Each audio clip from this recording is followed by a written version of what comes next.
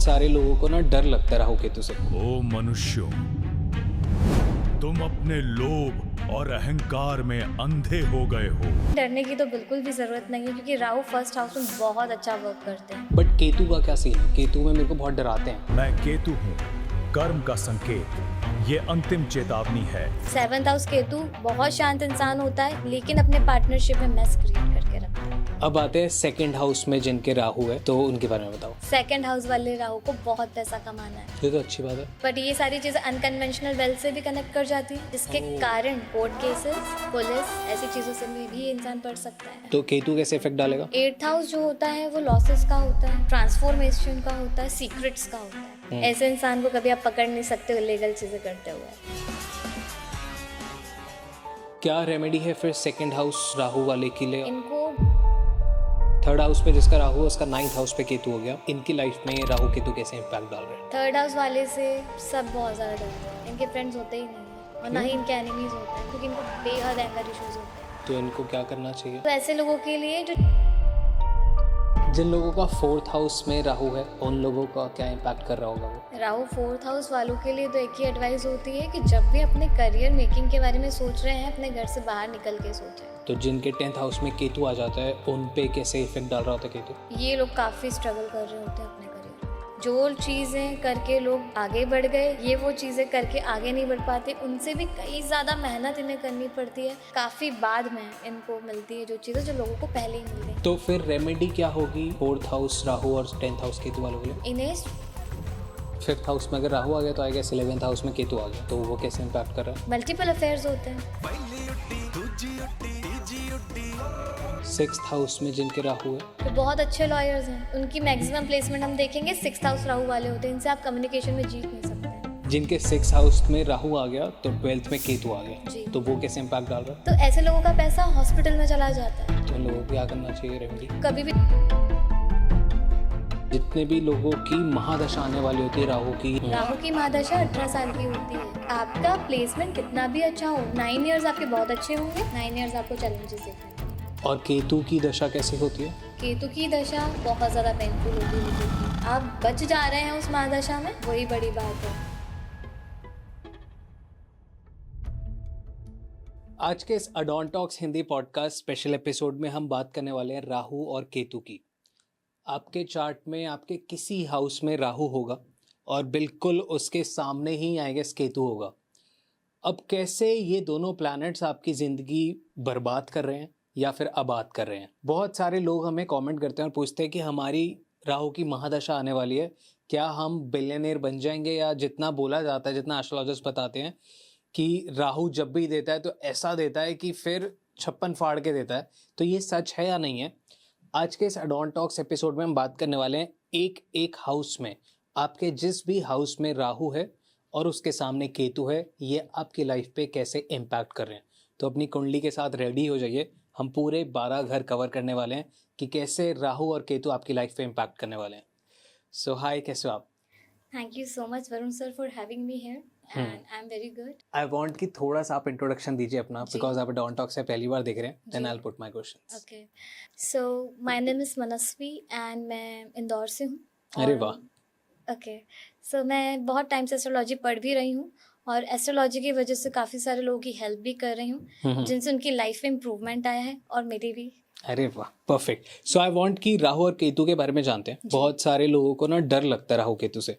जैसे मेरा ही 1st house में राहु है, तो बहुत सारे लोग बताते हैं कि आपका ऐसा होगा वैसा होगा, और 7th हाउस में केतु होने की वजह से लोग कहते हैं कि आप शादी मत करना या आपकी शादी बहुत अच्छी नहीं होगी। तो ऐसी सबके किसी ना किसी हाउस में राहु केतु होंगे और वो कुछ इम्पैक्ट डाल रहे होंगे। सो आई वांट कि हम 12 के 12 घर कवर करते हैं, जिससे ऑडियंस को पता लगे कि राहु केतु उनकी लाइफ में क्या कर रहे हैं। जी जी। तो 1st हाउस से हम बात करते हैं। जैसा कि आपने कहा कि आपके 1st हाउस में राहु हैं, तो राहु से डरने की तो बिल्कुल भी ज़रूरत नहीं है क्योंकि राहु 1st हाउस में बहुत अच्छा वर्क करते हैं। क्योंकि ये आपको उस तरह का एम्बिशन दे सकते हैं जो कहीं और बैठे राहु नहीं दे सकते या कोई और प्लैनेट नहीं दे सकता। ओके जी। जब भी राहु 1st हाउस में होता है, ऐसा इंसान हाईली एम्बिशियस आपको देखने को मिलेगा। इसकी हम कह सकते हैं ऐसे इंसान को दूसरों से कोई मतलब नहीं, इसका कंपटीशन खुद से ही होता है कि I want to be best और मुझे मुझसे ही बेस्ट करना है। हाँ, मेरा ऐसा ही है। ऐसा ही है आपका। वो राहु का ही एक इम्पैक्ट और एक एलिमेंट है जो पॉजिटिवली वर्क करता है। तो अगर फर्स्ट हाउस में जिन लोगों का है और राहु नेगेटिव इफेक्ट डाल रहा होगा तो वो क्या इफेक्ट होंगे? फर्स्ट हाउस में पहले तो राहु नेगेटिव इम्पैक्ट तब डालते हैं जब इंसान बहुत ज़्यादा ओवर थिंकिंग करते हैं डिसीजंस लेने से पहले। वैसे देखा जाता है कि कई बार जो फर्स्ट हाउस वाले राहु होते हैं वो ज़्यादा सोचते नहीं है, वो एग्जीक्यूशन में ज़्यादा बिलीव करते हैं, वो सिर्फ एग्जीक्यूट करते हैं। मेरे साथ ऐसा होता है, जब जब मैं ओवर थिंकिंग करूँ या ओवर इंजीनियरिंग करूँ तब तक काम ना होते ही नहीं, स्लो हो जाते हैं। Obviously. पर बिना सोचे समझे जब जब कराया ना कि बस एक बार आइडिया आया, थोड़ा सा उसको पॉलिश किया और कर दिया शुरू, तो वो होने लग गया। पर जब सोचने बैठा ना तब मैं ओवर ही सोचता रह जाता हूँ कि परफेक्ट बनाने के चक्कर में काम रुक जाते हैं, होते नहीं है। राहु को प्लानिंग पसंद ही नहीं है। ओह, राहु को प्लानिंग बिल्कुल पसंद नहीं है। करते चलो जी, करते चलो। हाँ, करते ही चलो। आप जो कर रहे हो वो कर दो, वो हो जाएगा बस। ओके, बस आप कर दो। पर इसके लिए आपका राहु पॉजिटिव होना बहुत जरूरी है। अब ये चीज सभी के लिए अप्लाई नहीं होती है। ठीक है। अगर आपका राहु बहुत अच्छे पोजीशंस में है, जैसे टॉरस में है, 11th हाउस के अंदर राहु है, 3rd हाउस में राहु है, 1st हाउस में राहु है, जैसे आपके हैं, तो ही ये सारी चीज़ें आपके लिए फेवरेबल रहेंगी। नहीं तो विदाउट डिसीजन आप बहुत ज़्यादा लॉस क्रिएट कर सकते हैं, जो फिर आपके लिए बहुत ज़्यादा प्रॉब्लमेटिक हो सकता है। ओके, सो अब मेरा फर्स्ट हाउस में राहु है, मेरे को पता लग गया क्या करना है क्या नहीं। बट केतु का क्या सीन है? केतु में मेरे को बहुत डराते हैं, 7th हाउस जिनका हो गया। ओके, केतु में डराने जैसा तो कुछ कह नहीं सकते हैं कि है, पर केतु उस हाउस से आपको डिटैच कर देता है। ऐसा कहते हैं कि केतु जब 7th हाउस में होता है तो हम हमारे पास्ट लाइफ में हमारे सारे कॉन्ट्रैक्ट कंप्लीट करके आ रहे होते हैं 7th हाउस के, तो ऐसा इंसान उस लाइफ से और जहाँ केतु प्लेस्ड है वहाँ से थोड़ा बोर्ड रहता है। तो 7th हाउस वाला कहाँ से बोर्ड रहेगा? अपनी पार्टनरशिप से, अपनी मैरिज से बहुत ज़्यादा बोर्ड रहेगा। और इनकी पार्टनर का यही आप देखने को मिलेंगे, इनके पार्टनर यही कंप्लेंट करते हुए नजर आएंगे, ये ज़्यादा हमें टाइम नहीं देते हैं या उस तरीके से ये हमें अंडरस्टैंड नहीं कर रहे जिस तरीके से हम चाह रहे हैं। तो अगर केतु 7th हाउस वाला अपने पार्टनर को ज़्यादा टाइम दे रहा हो? दे ही नहीं सकते, बोर हो जाएंगे आप। ट्राई करिए, आप दे ही नहीं सकते। केतु का एलिमेंट है वहाँ पे, डिटैचमेंट। ओह, पर अगर कोई दे रहा हो, एक्स्ट्रा एफर्ट डाल रहा हो, वो समझ ही नहीं पाएंगे। उनकी वाइफ की तब भी यही कंप्लेंट रहेगी, एक्सप्रेसिव ही नहीं होता ऐसा इंसान अपनी लाइफ में। वो केयर कर रहे हैं, हो सकता है वो बहुत ज़्यादा प्यार भी करते हैं अपने पार्टनर से, पर एक्सप्रेस नहीं कर पाते। और जब हम एक्सप्रेस नहीं कर पाते हैं चीज़ें, तो चीज़ें वर्क नहीं करती हैं, चाहे केतु अच्छा हो या बुरा हो। केतु अच्छा रिजल्ट देते ही नहीं है 7th हाउस में। ओके, तो क्या रेमेडी है इन लोगों के लिए? इन लोगों के लिए रेमेडी है कि पहले तो पार्टनरशिप के मामले में बहुत ज़्यादा सोच समझ कर डिसीजंस लें। और उसके बाद अपने जो नेक में है ना चांदी पहने ऐसे लोग, मून का एलिमेंट रहेगा, इनका मन अपनी शादी में शांत रहेगा, काम रहेगा, तो ये अपने पार्टनर को सुन भी पाएंगे। 7th हाउस केतु बहुत शांत इंसान होता है, लेकिन अपने पार्टनरशिप में मैस क्रिएट करके रखता है। सुनता भी नहीं है और मैं तो सेटल हूँ, इसलिए कोई आइडिया नहीं। बट जिन लोगों का है उन लोगों के लिए रेमेडी अच्छी है जी, कि चांदी पहने गले में। जी। ओके, अब आते हैं 2nd हाउस में जिनके राहु है, तो उनके बारे में बताओ। 2nd हाउस जो हाउस होता है वो मनी का होता है, हमारे हाउस का होता है, हमारी फैमिली का होता है। फैमिली कौन सी? जो हमारा कुटुंब है, लाइक हमारी फैमिलीज, हमारे 4 फादर्स का हाउस होता है। ओके, जब यहाँ पे राहु होते हैं तो पहली बात तो इंसान बहुत ज़्यादा ऑब्सेस्ड होता है अर्निंग से, इसे बहुत पैसा कमाना है। 2nd हाउस वाले राहु को बहुत पैसा कमाना है। ये तो अच्छी बात है।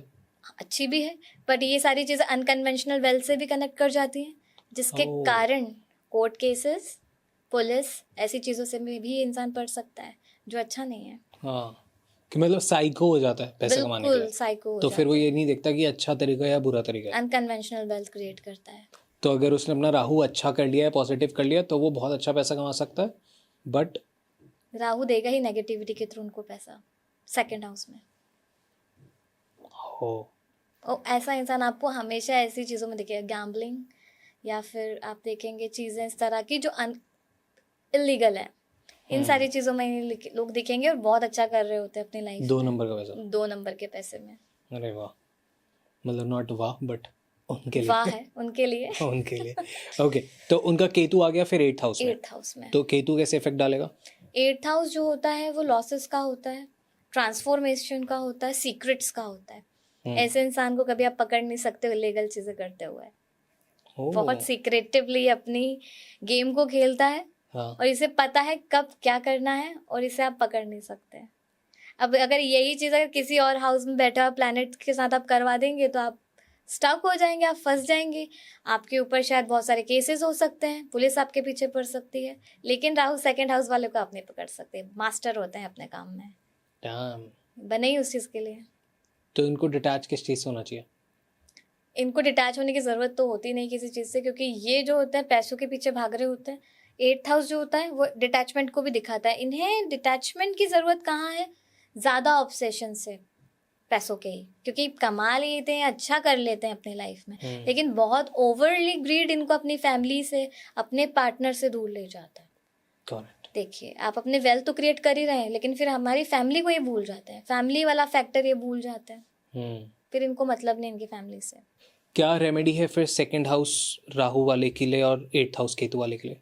इनको डोनेशंस करनी चाहिए, सीक्रेट डोनेशंस करने चाहिए। किस चीज़ की? कुछ भी हाँ, कर कुछ सकते भी हैं? कर सकते हैं। इनका तो मेजरली फूड डोनेशंस होने चाहिए, क्लोथ डोनेशन होने चाहिए, नीडी लोगों की हेल्प करनी चाहिए। मतलब ये जितना भी कमा रहे हैं, इनका एक पार्ट जो होता है वो डोनेशन और चैरिटी में जाना चाहिए। तो ये चीज़ें अच्छे से वर्क 2 नंबर का पैसा कमाओ Balanced और होती फिर है। डोनेट कर दो। डोनेट करो। वाह, चलो सही है इनके लिए तो। ओके, सो अब आते हैं थर्ड हाउस पे। थर्ड हाउस पे जिसका राहु है उसका 9th हाउस पे केतु हो गया। इनकी लाइफ में राहु केतु कैसे इम्पैक्ट डाल रहे हैं?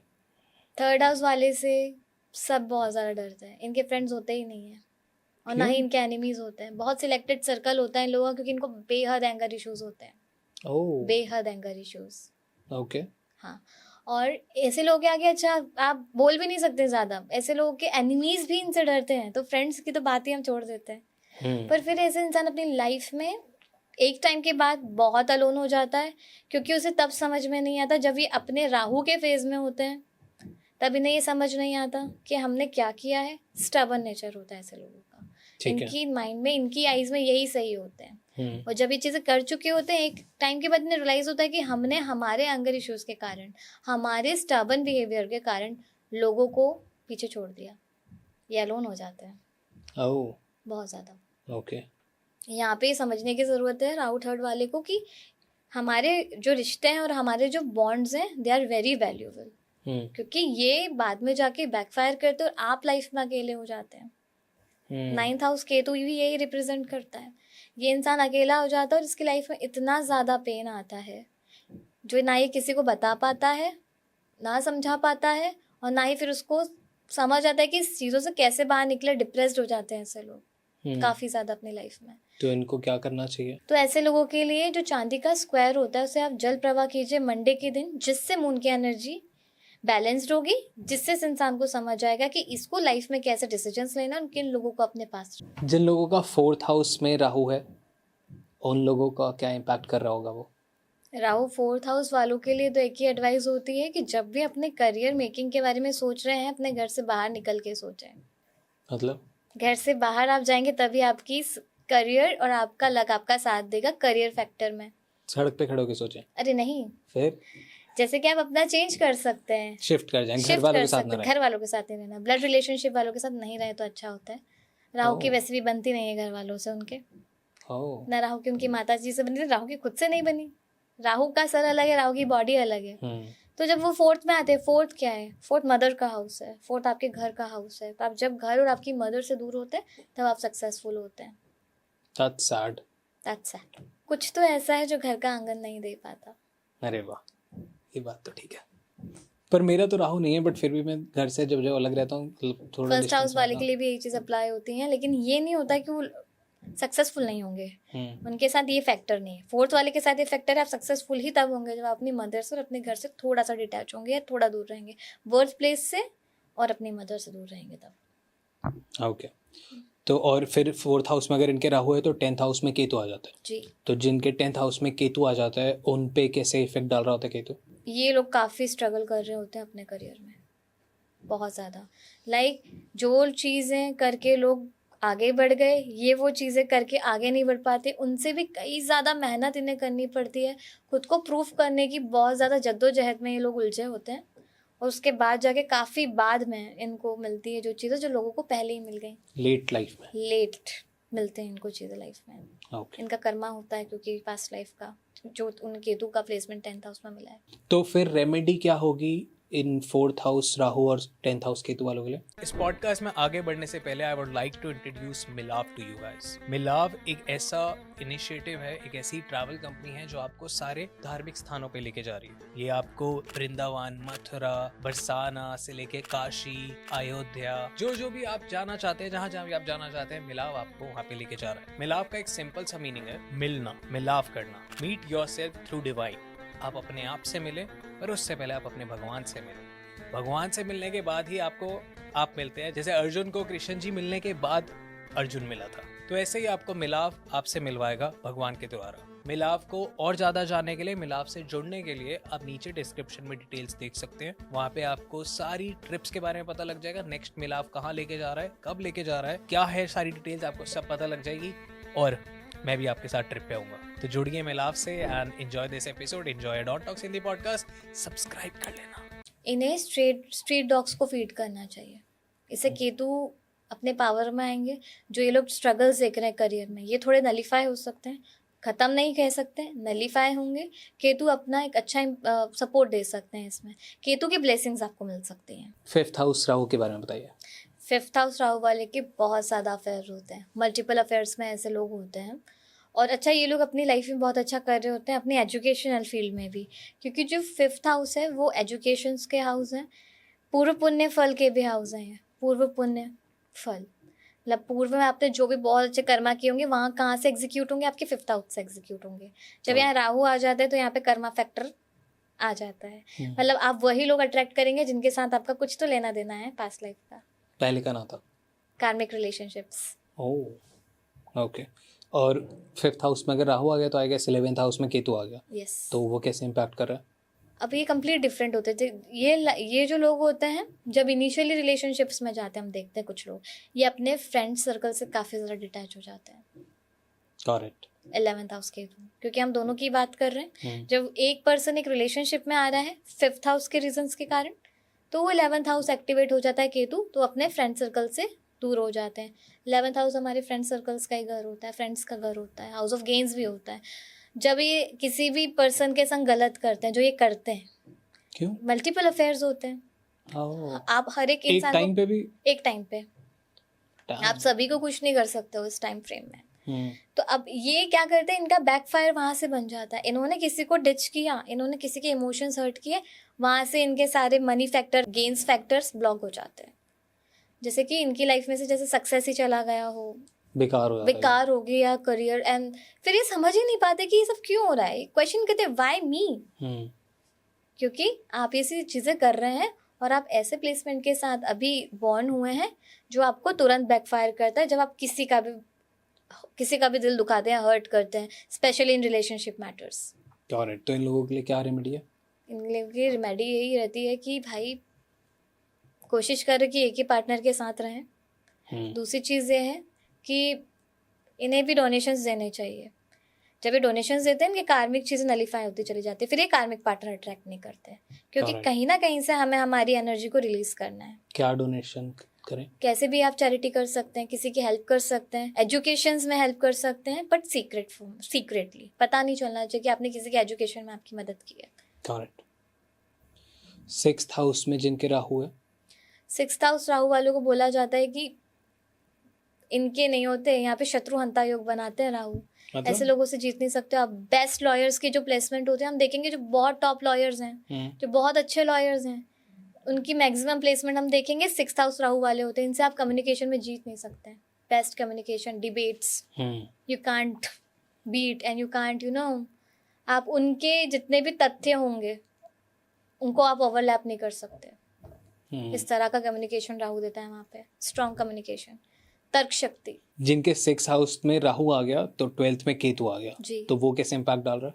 अब हम यहीं से इस पॉइंट को उठाते हैं। जब एक लॉयर एक केस जीत रहा है तो कई बार वो केसेस झूठे भी होते हैं। हम ये नहीं कह सकते सारे केसेस उन्होंने सच्चे ही केसेस लिए हैं। तो अगर जब वो वाला केस उठा रहे हैं जिसमें एक इंसान इनोसेंट है और उससे आपने फंसा दिया, तो वहाँ से बैकफायर स्टार्ट हो जाता है और आपका लॉस होना स्टार्ट हो जाता है। फाइनेंशियली बहुत ज़्यादा लॉस में होते हैं ये लोग। तो जितने भी इनके 6th हाउस वाले राहु हैं, उनको हमेशा अपनी जो कम्युनिकेशन स्किल यूज़ करें एक सही वे के लिए यूज़ करें, बिल्कुल गलत ना करें किसी का। और केतु तुरंत एक्टिवेट हो जाएगा। केतु एक्टिवेट होके आपको दे देगा भाई, जितने भी डेब्ट्स आपने अनक्लियर छोड़े हैं पास्ट लाइफ में वो भी दे देगा।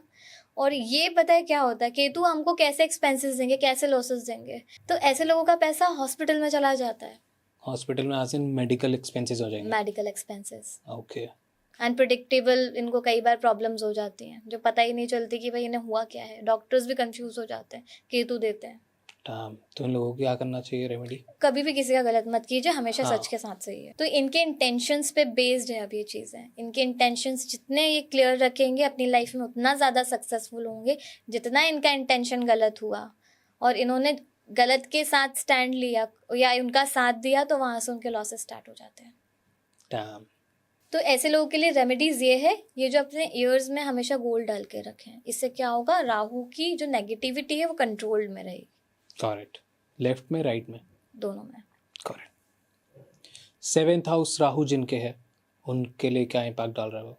7th हाउस राहु, इनको तो फर्स्टली ये एडवाइस दी जाती है जब आपका 7th हाउस राहु तो आप पार्टनरशिप से बचें।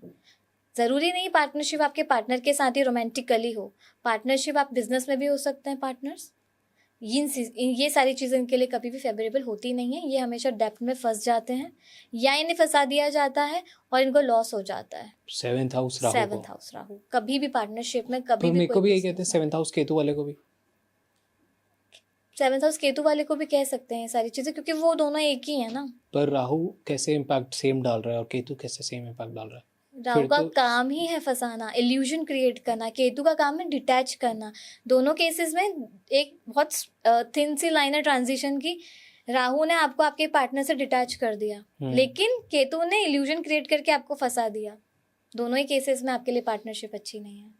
ओह, तो जिनके भी राहु चाहे 7th में हो या केतु 7th में हो उसके लिए पार्टनरशिप अच्छी नहीं है बिजनेस तो वो करे ही ना बिजनेस पार्टनरशिप करे ना शादी इंडिविजुअली करे। आप कर सकते हैं पार्टनरशिप, बस यही ज़्यादा ये रिमेडी है। या तो आप ट्रस्ट करें तो पूरा पेपर वर्क के साथ कीजिए, आपको अवेयर रहने की ज़रूरत है। तो शादी भी नहीं करे ये लोग? शादी कर सकते हैं हम, ज़रूरी थोड़ी ना है कि सिर्फ अगर आपका 7th राहु है तो आपके बाकी प्लैनेट्स आपको सपोर्ट नहीं कर रहे हैं। जिनका 7th हाउस में राहु आ गया, 1st हाउस में केतु आ गया, फिर केतु कैसे इम्पैक्ट डाल रहा है 1st हाउस को? फर्स्ट हाउस को केतु ऐसे इम्पैक्ट डाल रहा है, इंसान ज़्यादा किसी से बात नहीं करता, इंसान सिर्फ अपने में रहता है। ये कभी अपने प्लान्स किसी से शेयर नहीं करता है, ये एग्जीक्यूट करता है। पर कब करता है, जब ये बहुत ज़्यादा कहते हैं ना कॉन्फिडेंट है, इसने सारी कैलकुलेशंस कर ली हैं, तब ये जाके एग्जीक्यूट करेगा। अब यहीं राहु होता तो एग्जीक्यूट कर देता, उसके लिए फेवरेबल रहता। लेकिन केतु यहाँ एग्जीक्यूट करेगा, लॉस में चला जाएगा। केतु को क्या चाहिए यहाँ पे, प्रॉपर कैलकुलेशंस और स्टडी एग्जीक्यूशन से पहले। करेक्ट। क्या रेमेडी इनके लिए? इनके लिए रेमेडी रहती है कि ये हमेशा लोगों से पोलाइटली बात करें, पेपर वर्क हमेशा करें, नहीं तो आप हमेशा फंसेंगे लीगल मैटर्स में। पेपर वर्क हमेशा आप अपना करके रखिए। तो इन लोगों को 6 कोकोनट पानी में बहा देना चाहिए सैटरडे को। तो ये उस चीज़ को भी नलीफाई करते हैं जो इनको नेगेटिविटी या इल्यूजन क्रिएट कर रहा है राहु लाइफ में, तो ये चीज़ यहाँ से नलीफाई हो जाती हैं। जिनके 8th हाउस में राहु है वो कैसे इम्पैक्ट कर रहा है? देखिए, सीक्रेट्स का हाउस है 8th हाउस, ट्रांसफॉर्मेशन का हाउस है 8th हाउस। अब जब यहाँ राहु आते हैं तो ऐसे लोगों को बिल्कुल अपना सर्कल बहुत सिलेक्टेड लोगों को रखना चाहिए, क्योंकि यहाँ पे इनके लिए लाइक ये डेस्टाइन है कि इनके कोर्ट केसेस होंगे। ये बॉर्न ही उस चीज़ के लिए हुए हैं, अपने पास से ये चीज़ें लेकर आए हैं। राहु जब आपके 8th हाउस में, मतलब आपके साथ कोर्ट केसेस रहेंगे, आपके साथ आपके मेडिकल इश्यूज रहेंगे। लेकिन राहु को पावर कब मिल रही है, जब आप किसी गलत फील्ड में जा रहे हैं, जब आप किसी गलत काम को कर रहे हैं, 2 नंबर वाले काम को कर रहे हैं, जो इनके लिए कभी भी फेवरेबल होता नहीं है। तो इन चीज़ों से इन्हें बचना चाहिए, सही रास्ते पे रहना, सही रास्ते पे रहना चाहिए। अच्छा, इन लोगों को ज़्यादा ऑकल्ट में भी नहीं जाना चाहिए। पॉडकास्ट ना देखें, नहीं, इस तरह से नहीं। जैसे हम परफॉर्मेंस, जैसे कुछ ज़्यादा ऑकल्ट रेमेडी ना करें। प्रैक्टिसेस होती हैं, खुद नेगेटिव एस्ट्रोलॉजर ना प्रैक्टिसेस बने। होती हैं, तंत्र वंत्र तंत्र होता है। इन सारे लोगों को इन सारी चीज़ों में काफ़ी ज़्यादा इंटरेस्ट आता है, लेकिन एडवाइस ये दी जाती है कि इन सारी चीज़ों से दूर रहें, नहीं तो ये अपनी लाइफ में नेगेटिव एनर्जीज को इनवाइट कर लेते हैं। ये बहुत भयंकर एक प्लेसमेंट होता है राहु का, और लोग करते हैं। फिर वो चुल भी तो होती है ना अंदर से। एग्जैक्टली वो चुल, उसके कारण ये बहुत कुछ नेगेटिव, हम कहते हैं ना बहुत ज़्यादा एक इंसान परेशान है, इसने कुछ ऐसी प्रैक्टिसेस की जिसके कारण इसको एनर्जीज ने अटैक कर दिया, लेकिन वो समझा भी नहीं पा रहा है कि उसके साथ क्या हो रहा है। पैनिक अटैक वाली सिचुएशंस आ जाती हैं ओह, इन लोगों को ज़्यादा होता इन है। लोग के साथ। तो इन्हें यही एडवाइस किया जाता है ऑकल्ट से दूर रहें, और जो लोग ऑकल्ट से भी लिंक रखते हैं ऐसे लोगों से भी दूर रहें। जिनके सेकंड हाउस में केतु आ गया, वो केतु कैसे इम्पैक्ट कर रहा है उनको? केतु उनको ऐसे इम्पैक्ट कर रहा है कि वो सेविंग्स नहीं कर पा रहे हैं अपने, क्योंकि second house is money house.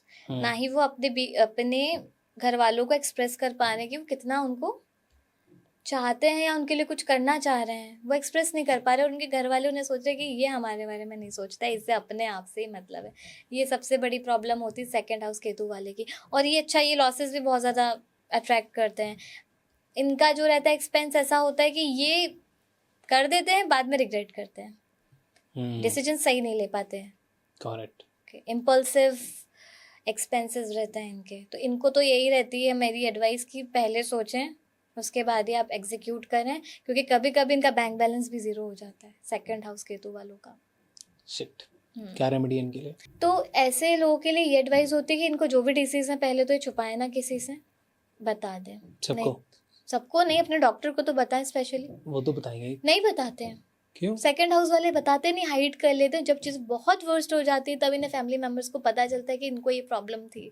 जब दिखने लग जाए। दिखने लग जाती है जब जब कर भी नहीं सकते हम कुछ। तो इन हाउस वाले के लिए रेमेडी होती है कि कॉपर कॉइन को अपने वॉलेट में रखें। इससे क्या होता है, सन की एनर्जी एक्टिवेट होती है, तो राहु केतु थोड़े से नलीफाई हो जाते हैं, क्योंकि राहु केतु दोनों रिस्पेक्ट करते हैं सन की। Sun is king of solar system. जिनका 9th हाउस में राहु है, वो कैसे इम्पैक्ट कर रहा है उनको? 9th हाउस जो होता है वो लक का हाउस होता है, आपके फादर का हाउस होता है। जब 9th हाउस में राहु आते हैं, हम देखते हैं आपके फादर से आपके बहुत ज़्यादा क्लैशेस हैं, आपकी बन नहीं रही है, और आप एक घर में रह भी नहीं सकते हैं। ओह, ये प्लेसमेंट आपको आपके फादर से डिटैच ही रखेगा। आप कभी भी किसी की भी कुंडली देखेंगे, आप ये देखेंगे कि एक टाइम ऐसा था कि अपने फादर से दूर रहें। स्टार्टिंग इनिशियल लाइफ बता रही हूँ मैं इन लोगों की, तो अपने फादर से दूर रहते हैं, और इनकी इस प्लेसमेंट के कारण इनके फादर को हेल्थ इश्यूज भी होते हैं। ये कर्मा लेकर आते हैं उस चीज़ का। तो इनके फादर को ऐसे हेल्थ इश्यूज होते हैं, पहले तो ये अपने फादर की इनसे बनती नहीं है, इनके फादर से बनती नहीं है। फिर बाद में जब जाके ये समझते हैं एक दूसरे के बॉन्ड को, तब इनके फादर को कुछ ऐसी प्रॉब्लम्स होती हैं जो शायद क्योर नहीं कर सकते। फिर इनके माइंड में एक ऐसा एलिमेंट रह जाता है कि मैं मेरे फादर के साइड, या मैं अपने पापा को वो सब चीज़ें नहीं दे पाया, या मैं उन्हें उतना खुश नहीं रख पाया जितना मुझे रखना था। ये वाली गिल्ट रह जाता है, गिल्ट एक क्रिएट करता है, और ये भी कार्मिक पैटर्न लेकर आते हैं। करेक्ट। तो इनके 3rd हाउस में केतु आ गया, वो कैसे इम्पैक्ट कर रहा है? 3rd हाउस में केतु वाले इंसान ये भी बहुत ज़्यादा अग्रेसिव होता है, जैसा कि बताया। ये फादर से नहीं बन रही मतलब इंसान अग्रेसिव ही होगा, बहुत अग्रेसिव होते हैं। और इन्हें मतलब इनको ही पसंद नहीं कि इन्हें कोई कंट्रोल करे। ये अपने अकॉर्डिंग एग्जीक्यूट करते हैं चीज़ें, they don't like to control by anyone. ऐसा है। क्या रेमेडी है जिनके 9th हाउस में राहु आ गया उन लोगों के लिए? तो इन लोगों के लिए रेमेडी होती है कि ये लोग गोल्ड चेन को वेयर करके रखें नेक में, और सैफरन का तिलक लगाते रहें, इससे बैलेंस बना रहेगा। करेक्ट। 10th हाउस में जिसका राहु है, वो लोगों को कैसे इम्पैक्ट कर रहा है? राहु 10 में दुनिया बस में, आपने सुना ही होगा, फेवरेट प्लेसमेंट है राहु की। क्यों? करियर का हाउस है 10th हाउस। और जब राहु जैसा अनकन्वेंशनल और इतना खतरनाक स्टबर्न प्लैनेट जब बैठ जाता है, तब ये क्रिएट करता है वेल्थ, लेगेसी बनाता है यहाँ पे राहु बैठ के। अरे वाह। लेकिन वही केतु 4th में आ जाता है। हाँ, फिर ऐसे इंसान को दूर ही रहना चाहिए अपनी फैमिली से। लेगेसी क्रिएट करेगा, दूर रह के करेगा। लेकिन यहाँ डिटैचमेंट वाला एक एलिमेंट आ गया, फैमिली से डिटैच रहने वाला। राहु क्यों दूर रह रहा है? क्योंकि वो रह ही नहीं पा रहे अपनी फैमिली के साथ, इसीलिए। वाह, करेक्ट। इन लोगों के लिए क्या रेमेडीज है? इन लोगों के लिए रेमेडीज है, फीड करे ब्लाइंड पीपल्स को, या फिर डोनेशंस कर सकते हैं उनके एजुकेशंस के लिए, बट उनको खुश रखे, जिससे सैटर्न वाला एलिमेंट जो होता है उनका एक अच्छे से वर्क करता है, एक्टिव होता है, जो फिर इनकी हेल्प करता है लाइफ में। जो ये लेगेसी क्रिएट कर रहे हैं ना, इसमें फिर कोई कार्मिक इश्यूज नहीं आते हैं। 11th house Rahu, best house of gains. Oh, जब राहु यहाँ बैठते हैं तब आप सब कुछ मैनिफेस्ट कर सकते हैं। बस मैटर ये है कि आपको खुद पे कॉन्फिडेंस होना चाहिए। और 11th हाउस वाले राहु को खुद पे बहुत ज्यादा कॉन्फिडेंस होता है, उसको किसी और पे हो ना हो खुद पे बहुत ज्यादा कॉन्फिडेंस होता है। नाइस। इस तरह से ही वर्क करता है और उसको इस तरह का कॉन्फिडेंस होता है, लाइक अगर आप उसे लोग कह भी रहे ना भाई ये मत कर तू, मतलब मैं करूंगा, करते हैं, एग्जीक्यूट करते, सक्सेसफुल होते हैं। बहुत अच्छा प्लेसमेंट है, बेस्ट प्लेसमेंट है। करेक्ट। यही अगर 11th हाउस टॉरस में अगर राहु है, सुष्मिता सन का है, ओह, लेगेसी क्रिएट की उन्होंने, लेकिन ये डिटैच रही हैं 5th हाउस से। 5th हाउस में केतु आ गया, राइट। शादी से डिटैच, इनके कभी कोई रिलेशनशिप बने ही नहीं, बनते ही नहीं है। 5th हाउस केतु आप लेकर, कर्मा लेकर है, आपके रिलेशनशिप्स नहीं बनने वाले, आप अकेले ही रहने वाले हो, लेकिन अकेले भी बहुत अच्छा करने वाले हो। आप अपना नेम फेम बनाने आए हो यहाँ पे। क्या रेमेडीज हैं इन लोगों के लिए? तो इन लोगों के लिए रेमेडी है कि ये चांदी के ग्लास में पानी पिए, ओके। और डोनेट कर सकते हैं ब्लैक ब्लैंकेट्स नीडी लोगों को। अब 11th हाउस की आपने बात की है तो हम एक बहुत अच्छी स्टोरी जो मैं बताना चाहूँगी, जब रावण के बेटे बॉर्न होने वाले थे इंद्रजीत, तो रावण एक बहुत अच्छे एस्ट्रोलॉजर माने जाते हैं। एंड रावण के पास ये भी एक पावर हम कह सकते हैं कि दे कैन कंट्रोल प्लैनेट्स। इन्होंने क्या किया, 11th हाउस में सारे प्लैनेट्स को फोर्सफुली लाके रख दिया कि भाई मेरे बेटे का जन्म हो रहा है, आप सभी को 11th हाउस में बैठना है। लेकिन शनिदेव तो क्या है, शनिदेव है, कर्मा के एग्जीक्यूटर हैं, उन्होंने अपना पैर कहाँ रख दिया, 12th हाउस में, हाउस ऑफ लॉसेस में, हाउस ऑफ डेथ में। अब यहाँ पे रावण क्या चाह रहे थे कि इनका जो बेटा हो वो अमर रहे, अजीत रहे, इंद्रजीत रहे, नाम ही इंद्रजीत रखा गया था उनका। लेकिन जब उन्होंने पैर रख ही दिया है हाउस ऑफ डेथ में, तो फिर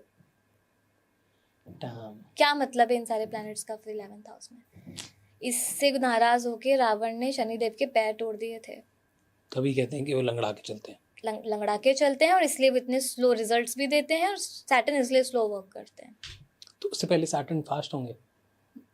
कथाओं में तो ये भी बोला जाता है कि उनकी माता जो छाया थी, कभी उनके फादर ने डिसरिस्पेक्ट किया था उनको, तो उसके चलते उनकी माता ने उन्हें श्राप दे दिया था कि तुम अच्छे से नहीं चल पाओगे। ये दो एक मैथोलॉजी में हमें कथाएं मिलती हैं। जिनके भी 12th हाउस में राहु आ जाता है वो क्या इम्पैक्ट डालता है उन पे?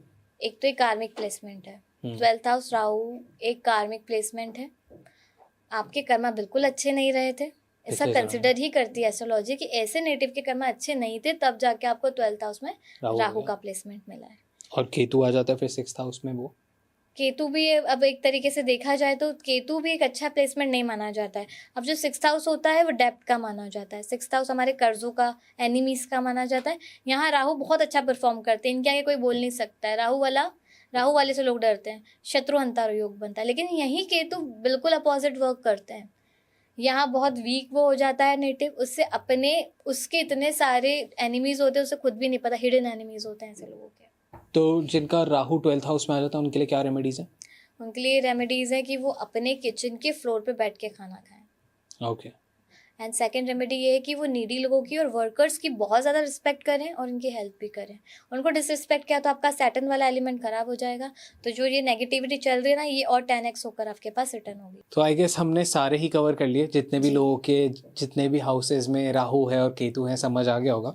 बट अब आते हैं महादशा पे। जितने भी लोगों की महादशा आने वाली होती है राहु की या चल रही होती है, तो दे थिंक कि अब राहु आएगा तो बहुत ज़्यादा पैसा आएगा, सब कुछ एक्सपैंड हो जाएगा। तो क्या ये सच है, या फिर राहु की महादशा में लोगों का बुरा भी होता है? और अगर अच्छा हो रहा है या बुरा हो रहा है, क्या ऐसा काम करें, क्या हैबिट्स रखें, क्या रेमेडीज करें जिससे वो सही रहे? बहुत अच्छा क्वेश्चन है, क्योंकि सबको लगता है कि हमारी राहु की महादशा आ रही तो वो बहुत ही अच्छी होगी। ये डिपेंड करता है आपकी प्लेसमेंट पे।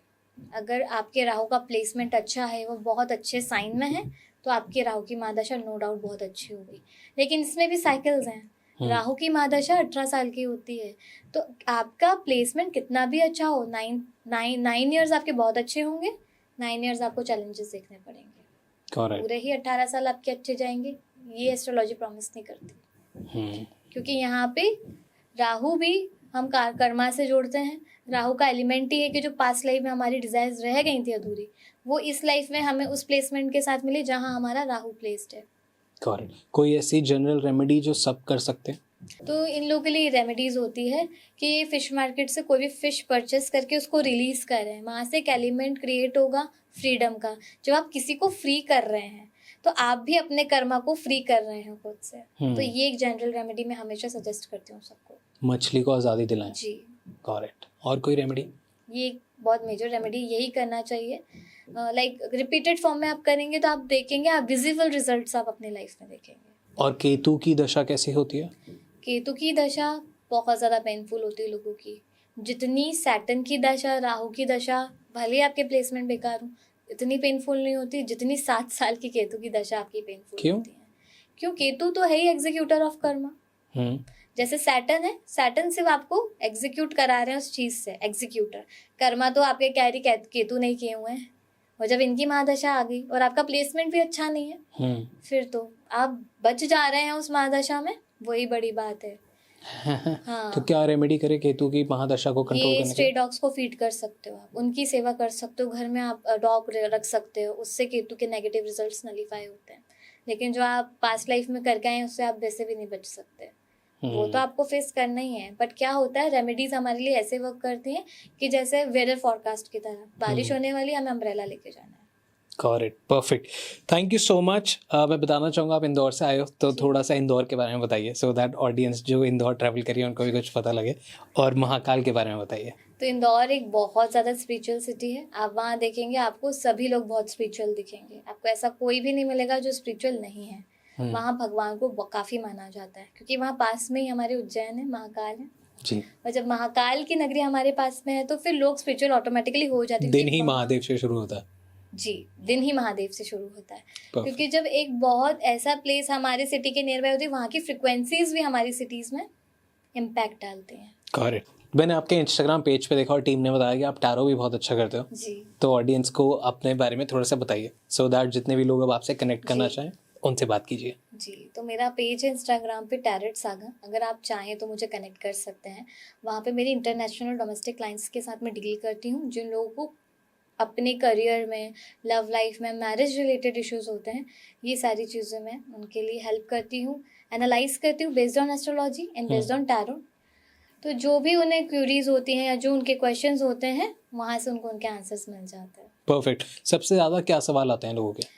कि हमारा पार्टनर लॉयल है या नहीं है, Okay. हम जिस रिलेशनशिप में है वो राइट पार्टनर है, ये किस तरह का रिलेशनशिप है, इज इट सोलमेट रिलेशनशिप, कार्मिक और ट्विन फ्लेम, इस तरह के सवाल आते हैं। ओके, टैरो से पता लग जाता है? जी बिल्कुल पता लग जाता ये पता लग जाता है कि कोई चीटिंग कर रहा नहीं कर है, रहा? बिल्कुल पता लग जाता है। कॉर्पोरेट वाले आते हैं? बहुत सारे। क्या होते हैं उनके सवाल?